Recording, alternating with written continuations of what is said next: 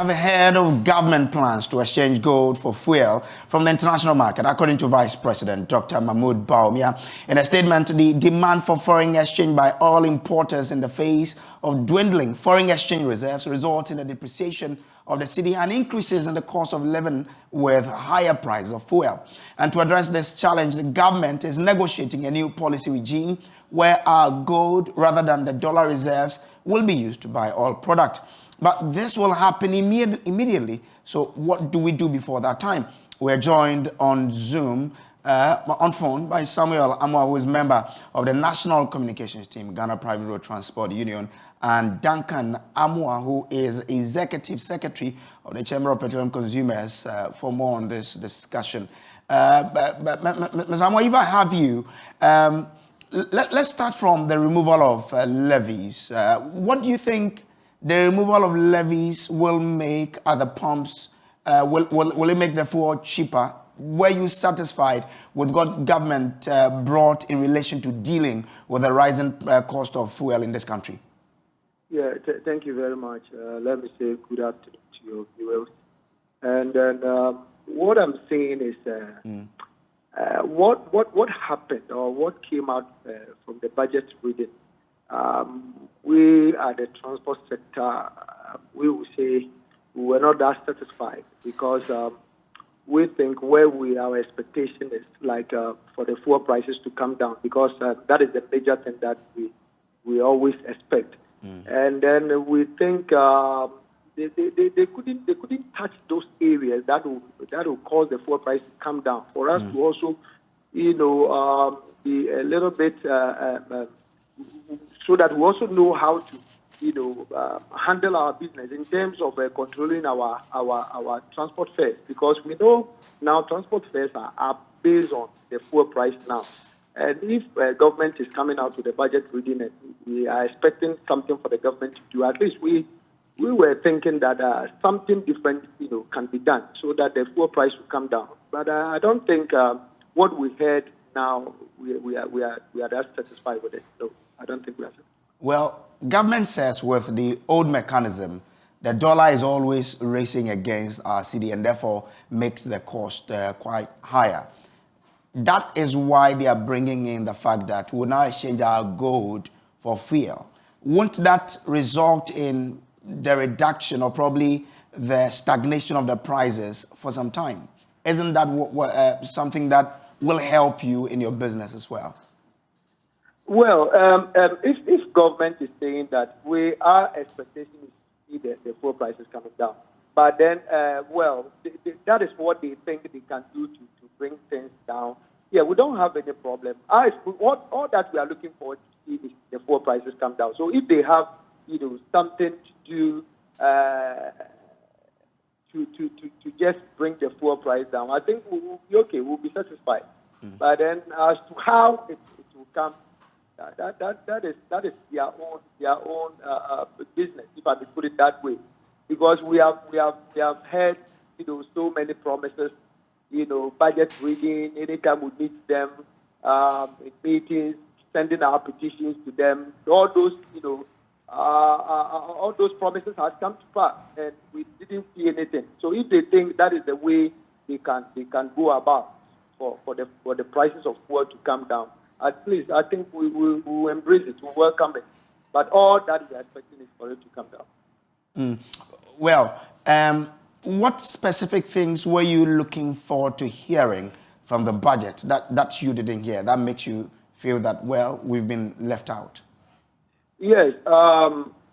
When we met the president, during our transport fare negotiations, we point some things to him. That is, one, we were on the side of maybe finding a way to subsidize the fuel again, to see that at least they can cushion us when it comes to the fuel pricing. Because we know we've been paying taxes like price stabilization levy. We have been paying this tax for all this while, and we know that money, the purpose of taking that money is to cushion the petroleum product, and we are not seeing that. So that is one thing we think. But then we suggested that okay, if we are paying the money and the money is not doing what we are supposed, the money is not doing what it's supposed to do, then I believe they have to scrap those taxes. And then we didn't see that, and at the same time too, the dollar rate, actually they mentioned that they will do something to bring the dollar down, and at the same time too, they were also mentioning of getting the crude oil in a cheaper price or whatever. The finished product in a cheaper price. But we didn't, hear all those things. So we think for transport sector, we were not satisfied. Well, so going forward, if government should call you to the table again, say, bring up your proposal, what will be your proposal to government after they've read the budget, which, of course, you say that you didn't hear what you were expecting to hear from? One of the major proposals that we think we always confuse about is to bring toll back. We know very well, and we think if government tries to bring toll back, at least it will help us by bringing the fuel prices down, because we know now they cannot control the dollar rate, and the OMCs go and they buy it at a higher cost, and they bring it down. But if supposing we also use our refinery here, at least it will bring some things down. And at the same time, too, they always make mention of we sacrifice, but we are not also seeing the government sacrifice. So the government should also sacrifice in a way, most especially the taxes that he has been. Because we know the fuel price is taking about, I think, 40 pesos on every liter.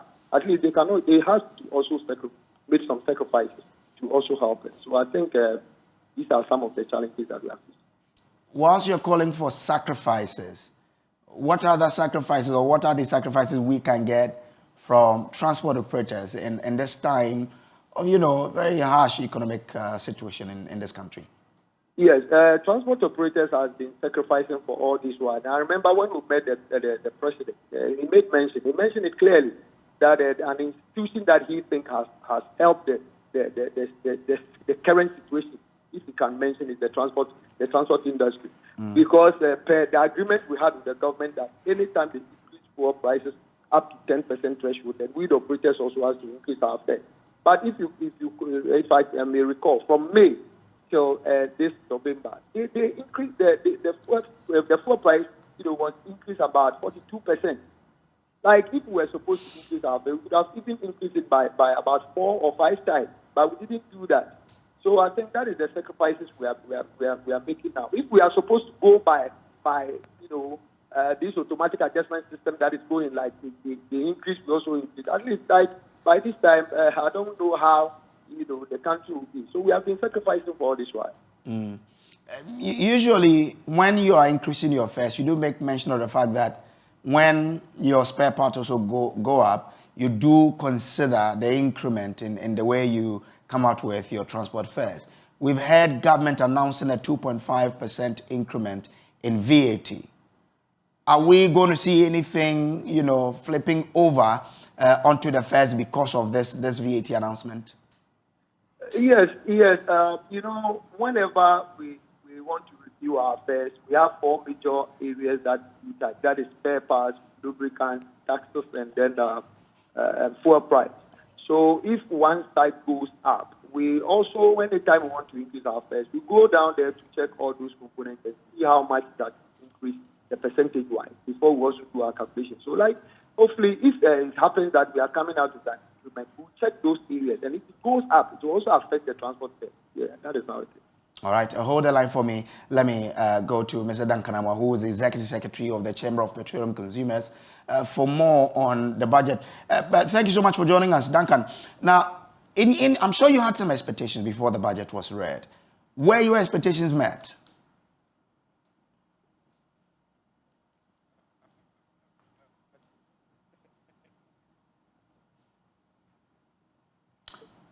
Well, Duncan Amoah, if you can hear me, I'm asking that I'm sure you had expectations before the budget was read. Were your expectations met on the 2023 budget? All right, so we'll work the lines so we can get Duncan Amoah to have a chat with. But the GPR to you, a member of the GPR2's communication team is with us, Amwa. Amwa, so if I got you right, you're saying that if there are increment in the cost or the prices of your spare part, we will be seeing increment in transport fares. Is that it? Yeah, that is what I just said, because as I explained earlier, it's one of the major components, because we do consider all these four components that I just mentioned. So if one side goes up, and we're also doing our calculation, definitely to reflect in our calculation. So and now spare parts are gone high, and it's killing the transport business. So when you go to shops this time, you find vehicles being parked there, and owners don't even get money to repair their vehicles because of how the cost of the spare parts now. So if it happens that it goes up again, definitely it will also reflect in our transport sector. Okay, we'll look forward to that day. But still hold the line for me. Duncan Amoah has joined us again. Duncan, I was asking that were your expectations met in the 2023 budget?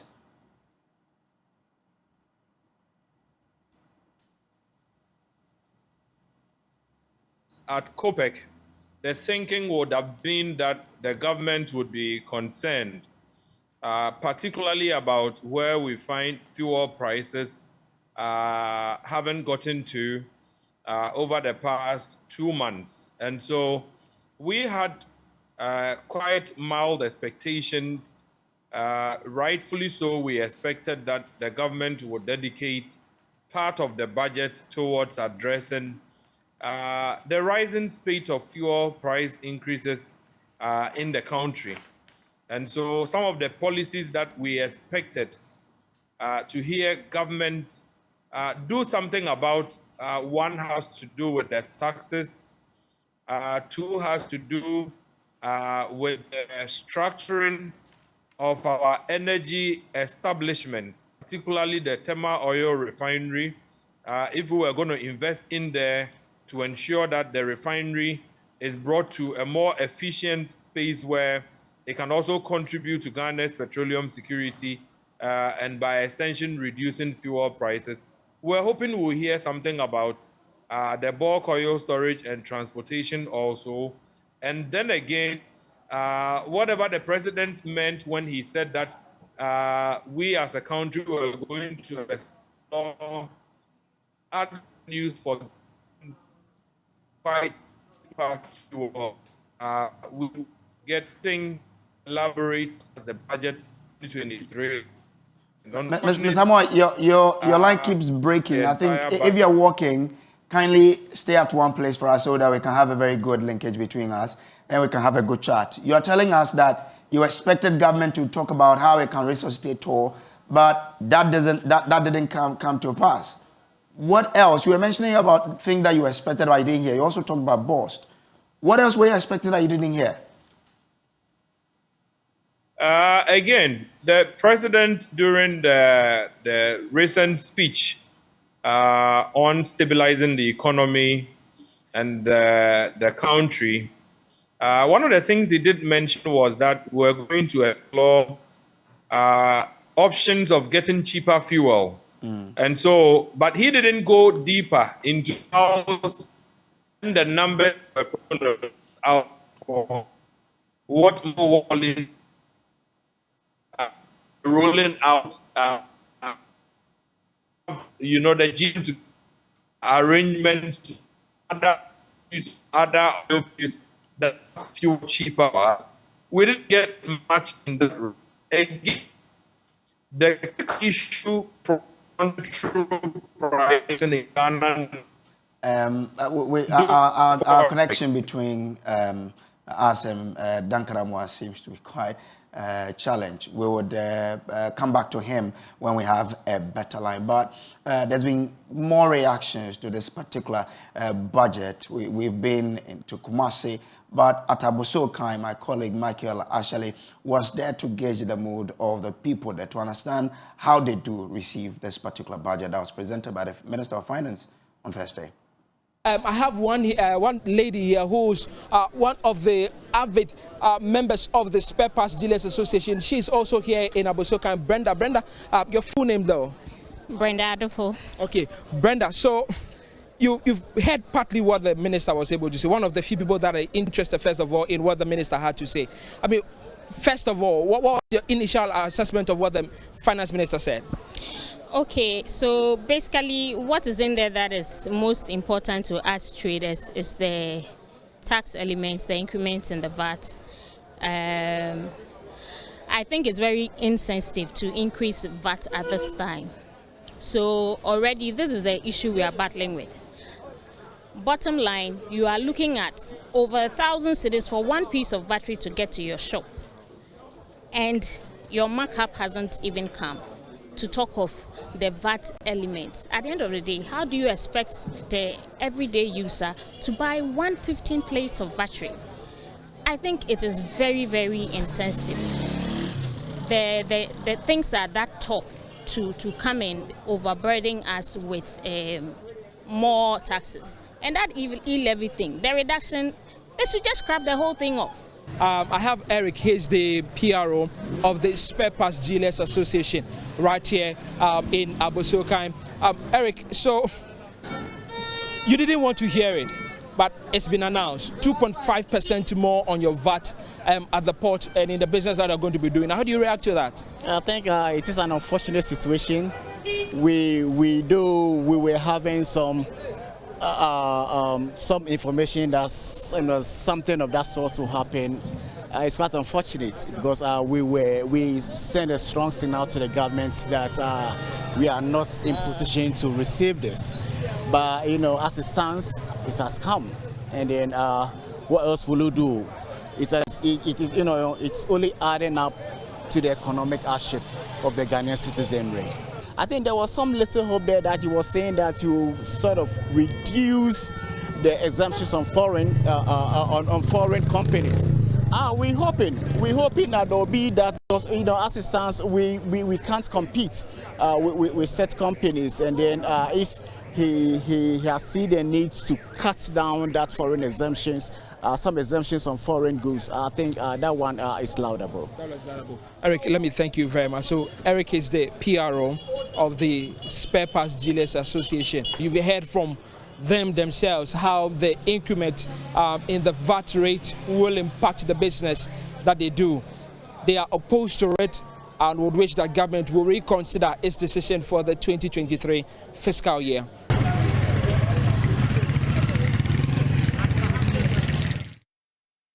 Well, so Duncan Amo has rejoined us on the telephone lines. Duncan, Samuel Amo, who is with the GPRT, is saying that, well, if the taxes that we pay, such that when we are in these kind of circumstances, government can't subsidize fuel, is not being utilized, then of course it is better for government to remove all of those taxes from there, then we can live our lives.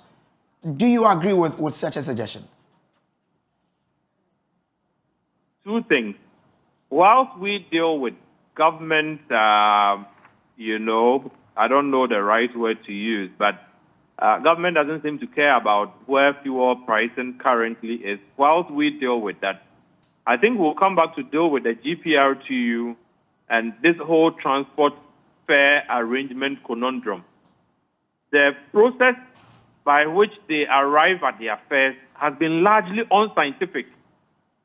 And so, until we get to a point where they decide to have a proper working formula for transport fares, within the country, that takes into consideration, the cost variables and the cost build-up, such that you at Joy FM, Joy TV, can even sit and compute transport fares based on the variables or the indicators that we have.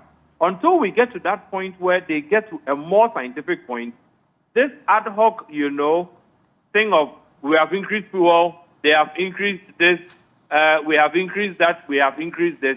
I mean, that for us is not sustainable. If you look at the fuel sector, there's a standard computation that allows them to pay themselves for those who transport oil to and across the country. It's the same transportation kind of thing they do. Unfortunately, when it gets to the public commercial transport, there's no such scientific thing. So we'll rather go and sit with government. We say 40%, government says 20%, 10%. And the people who are paying for do not even get to have a say. Neither is there any scientific way to determine whether the transport operators are fair to us or we are not fair to them. You know, it's quite murky there. But back to the conversation about the budget and what we really had expected and didn't get to hear or heard anything. We thought that government would have been a bit more concerned about where petrol prices, where diesel prices are currently hovering, and the sort of impact, adverse that this is having on the Ghanaian economy. Unfortunately, the budget didn't really do as much by way of discussing the fuel pricing conundrum. And so that leaves us a bit disappointed. By way of strategy, 2023, if you read any of the outlooks from Bloomberg and the others, as far as fuel market is concerned, there's going to be a lot of pressure because China is insisting that it bounces back to the productive numbers that it had pre-COVID. India is picking up, right? Now, the ban on Russia, if it takes the kind of toll that the Russians, the Europeans expect, then it means Russia is getting knocked off.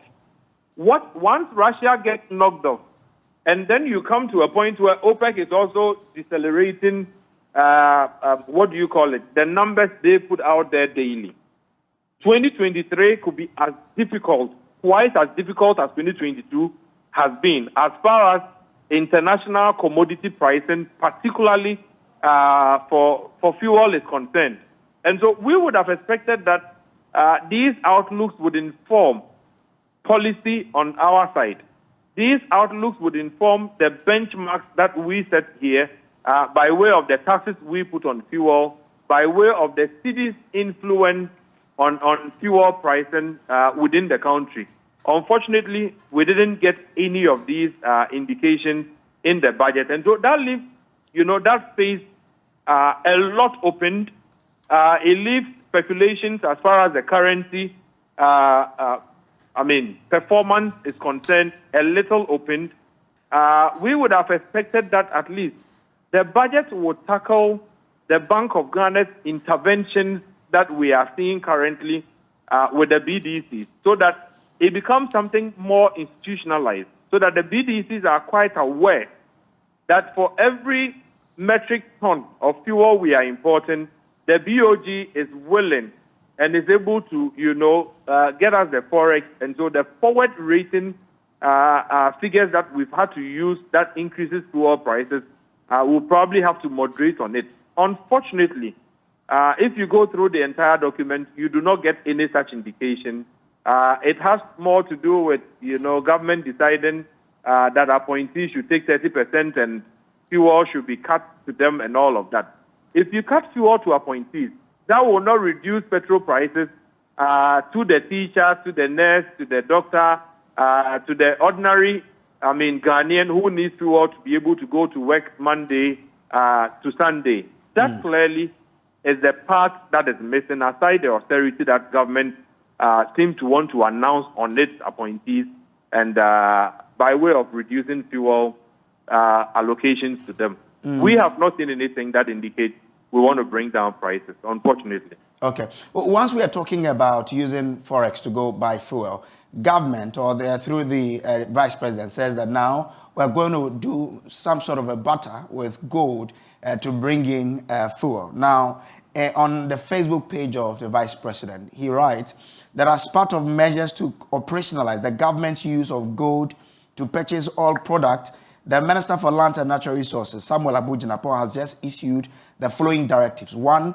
effective 1st January 2023, all large-scale mining companies has agreed with the Bank of Ghana shall sell 20% of all refined gold at their refineries to the Bank of Ghana in Ghana cedis before the export of the gold. The Bank of Ghana and then Precious Minerals Marketing Company will coordinate with the large-scale mining companies to ensure compliance with this directive. Effective 1st January 2023, all community mining schemes shall sell their gold output to government through PMMC. All mining licenses for CMCs shall include a clause mandating licenses to sell their gold output to government. Effective 1st January 2023, all licensed small-scale miners shall sell their gold to government through PMMC. All small-scale gold mining licenses shall include that. Now, this is to ensure that instead of us to take forest from our forest reserve, we would rather go with gold to purchase this fuel. What do you make of that with your knowledge of this particular sector? Let me ask two critical questions. What are we seeking to resolve when we move away from currency for oil purchase to a barter for gold and oil? What are we seeking to resolve? Granted that the gold would even be accepted for payment for the oil importation, does the gold have what you would call commercial or nominal value? If it does have, and you can transparently on the commodity market trade the gold to pay for the oil, then you don't need to go into a barter arrangement. Barter arrangements at all times, whether you like it or not, would have a loser and a gainer. If you go in with your gold to say that I have gold, give me oil, there is no way they will trade with you on fair value basis because you are bringing a commodity for another commodity. If you went in with money, you can negotiate downwards simply because what everybody is paying for, which is fair value, is what you are paying for. And so we do not think that this is a rather feasible proposition. If the situation is such that we need to solve the currency challenge, gold as a store of value is what a lot of international currencies, depend on to get some stability or to be able to, appreciate their value as far as their currencies are concerned. You can use this gold to back your currency so that the currency doesn't depreciate as fast. But to trade gold for oil, look, I think we need to explore this conversation beyond the Honorable Minister for Land and Natural Resources declaration that we are now going to get 20% of, all unrefined gold. And as a country, once we have access to that amount of, mineral, then instead of looking for dollar to pay for oil, we'd rather use the gold. Look, it is going to create too much of corruption in that sector. Because what value of gold are you using for what value of oil? Are we now going to leave it blank for other people to decide when gold as an international commodity has got value at... Oh, that's unfortunate. We lost Duncan Amor there. But you're watching Pulse here on the Joy News channel. We were trying to understand, the whole issue about Ghana now trying to trade gold for fuel. But my colleague, Blessed Soga, has been out there engaging people on the budget, especially when it comes to people wanting to hear more about the petroleum price and what government will do. Listen to the interaction. Fuel prices and the spare parts costs build up. The fuel price is too high. We work for the whole day. We use all the money for fuel consumption. We work 8 million, we buy fuel 7 million, 6 million.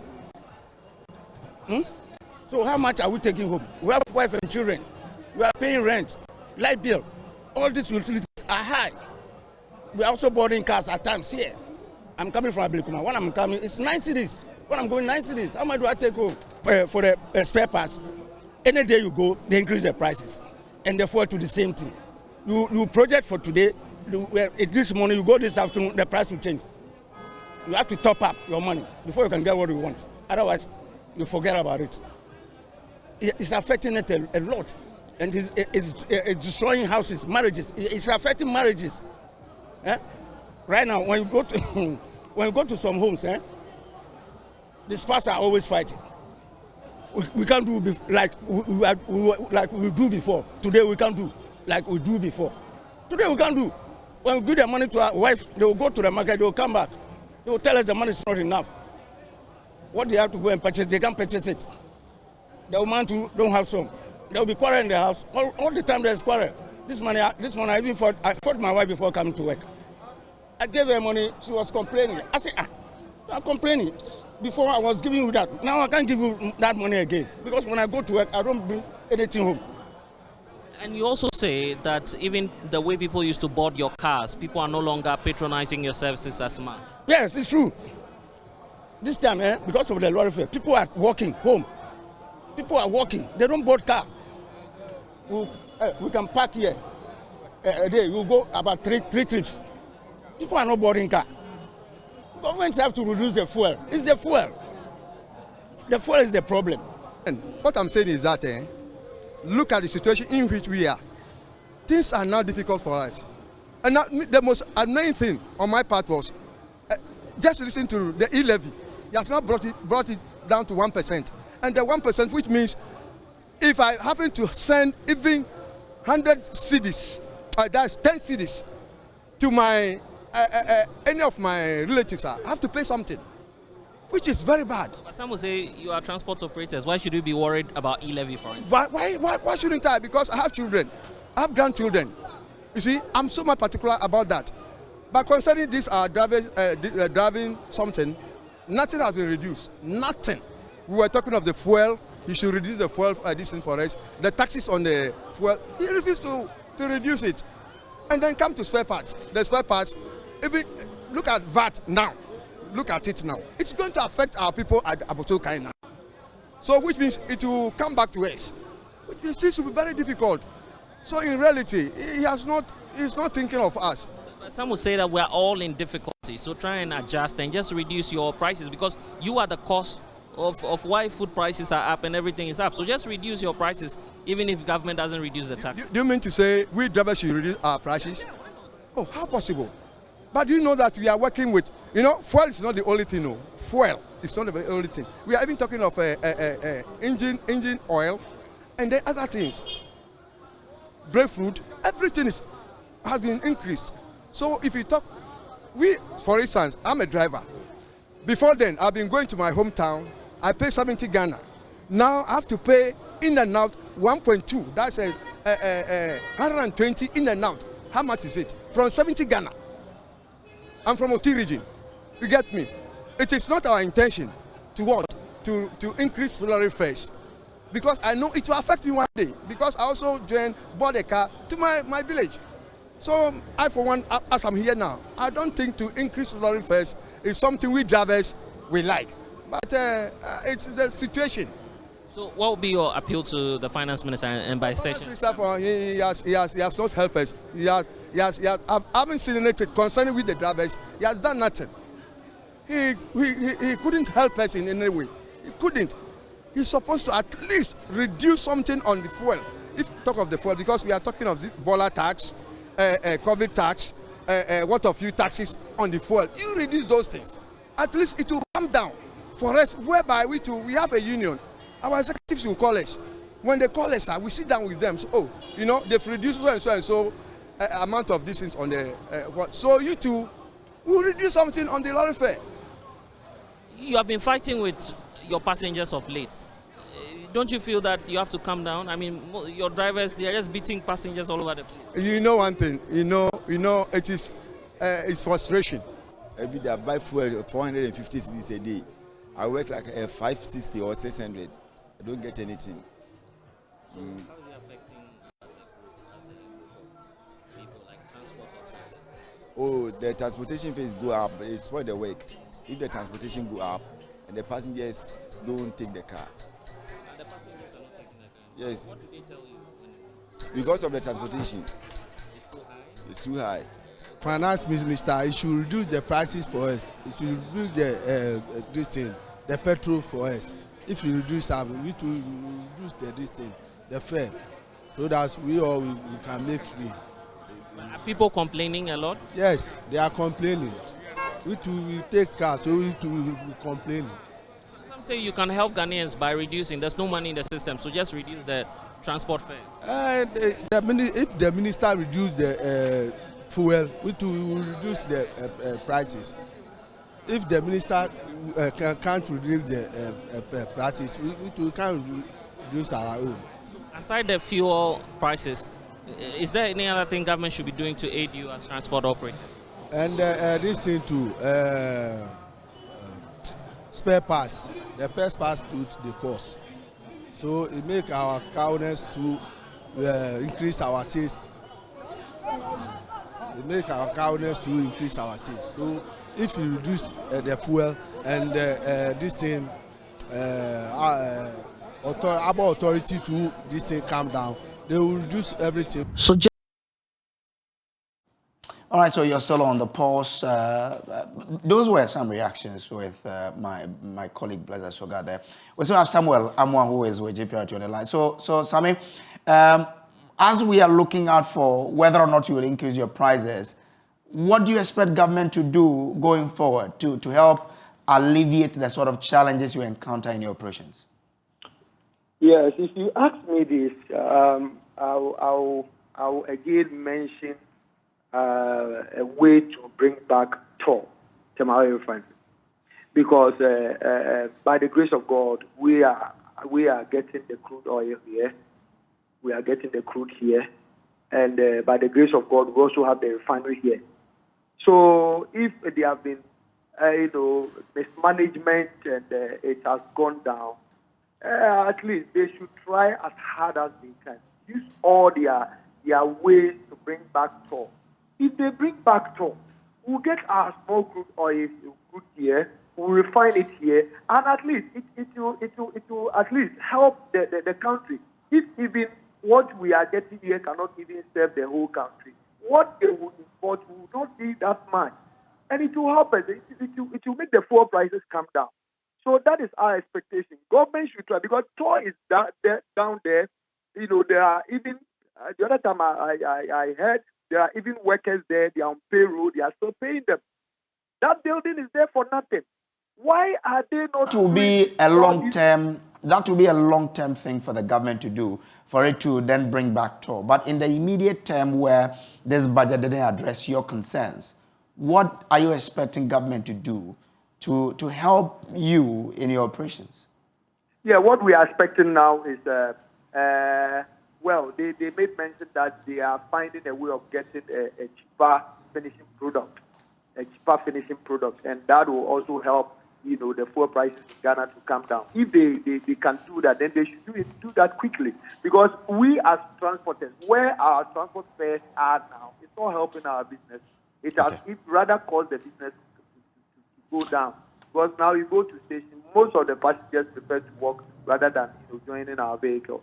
So government should try as hard as they can. Now we have come to understand that there is no way they can, do to bring the dollar rate down. That can have had an effect on the importation of the finishing product. But if they say they have a way of getting the finished product in a cheaper price, they should quickly do that, so that we also enjoy the business that we are running.